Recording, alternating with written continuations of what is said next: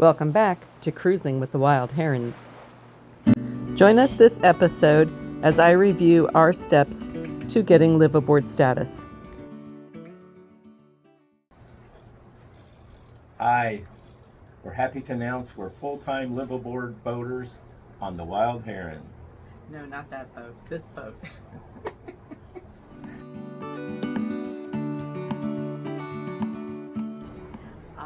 It has always been our dream to live aboard the boat, but that's a process that you have to go through, and it's finally happening. It's finally here. First and foremost, we got liveaboard insurance on the boat. That is reportedly something difficult to get. A lot of insurance companies don't want to insure liveaboards. They're getting more and more strict with their rules, and their fees go higher and higher every year. But we were very blessed in that our current insurance agent, who we've been with for going on 5 years now, has agreed to give us liveaboard insurance, and it really wasn't that much more money. Tad would have to tell you the exact specs on that, and I can find that out for you, but I do recall it wasn't horribly more expensive than what we're already paying. But I thought that this would be a good video to talk about, like, what are the steps to getting to a liveaboard status on a boat? How do you even get there? That is a process, That's really important is you have to know that you love boating. When Tad and I got our first boat, we realized that we were kindred spirits with boating. We love being on the water. We love being on the boat. We love being on a boat more than we do being on land. You have to have the right boat for you. We went through a couple of different boats. We started out with it was a Bayliner. I think it was a 28-foot, 30-foot Bayliner cabin cuddy, and then we moved up to the Carver 360, which was about a 38, 40-foot boat, and then the current Novatech. We bought this boat with the intent that we would live aboard this boat. So it's got to be the right boat for you. This boat has 3 bedrooms, 2 bathrooms. I'm sitting on the Lido deck. There's the flybridge up there. There's the salon. There's the cockpit. There's plenty of areas for us to spread out, but it is downsizing. It's clearly like living in a tiny home, maybe a little bigger than a tiny home. We went from like 3,100 square foot house to, I guess, roughly 950 square foot on a boat. What we did to make sure that we would like this is, we had the boat docked in Little Washington close to our house, and we stayed on the boat for 6 months solid. We only went home to grab the mail and really couldn't wait to get back on the boat. We just didn't miss the house.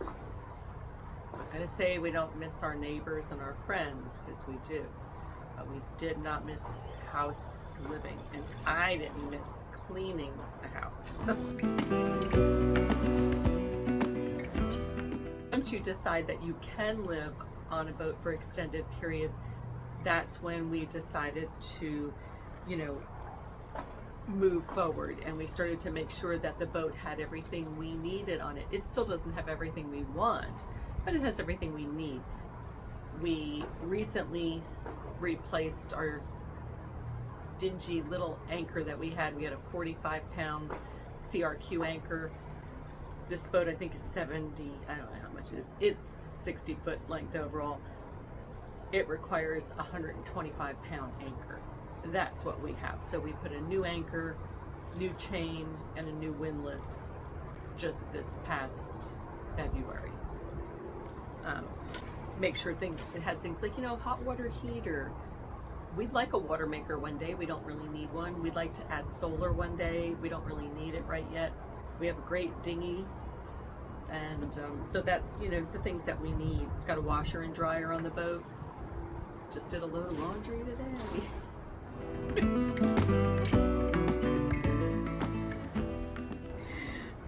Then the other thing you need to do is make sure that you can find a marina that allows you to live aboard. Not all marinas allow live aboard.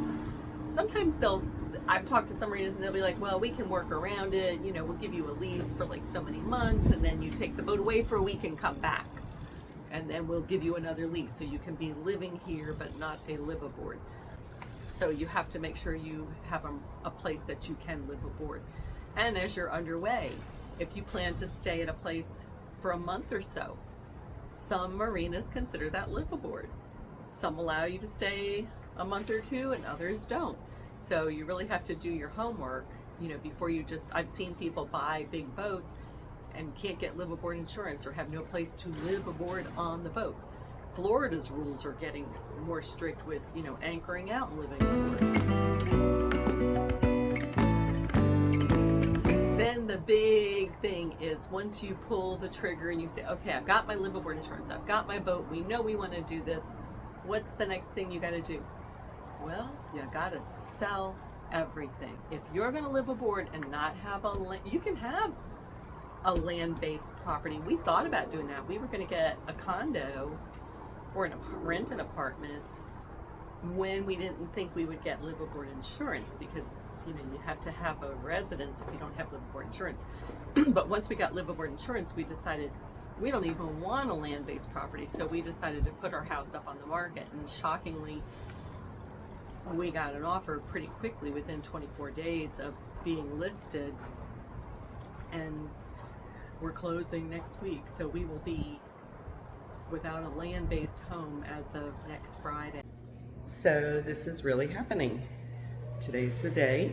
As you can see, we are officially moving out and will no longer have a house.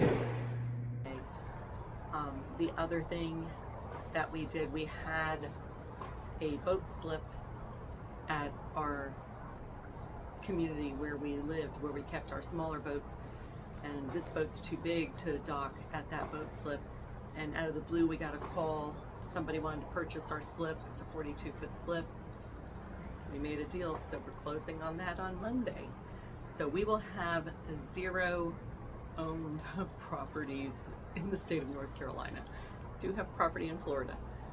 That's a whole other issue. But we will have no land-based properties in North Carolina. It's still our home. Wilmington will now be our home moving forward. The plan is that we will be taking some short trips during the summer, and come November 1st or December? November 1st, we start heading south. The plan is to head to Georgia, December 1st, head to Florida. By January, February, we'll be in the Keys for a couple of months, and then head back north, be back in North Carolina for the spring and summer. And yeah, so that's the plan, and we'll be back here in Wilmington. So hopefully we'll have a lot more fun videos for you to follow with our journeys as we head out. I think the next trip we have planned is to Bald Head Island with some friends, and hopefully we'll get that on video for you. But yeah, follow along. Thanks for joining us, and stay tuned for more Cruising with the Wild Herons. Ciao.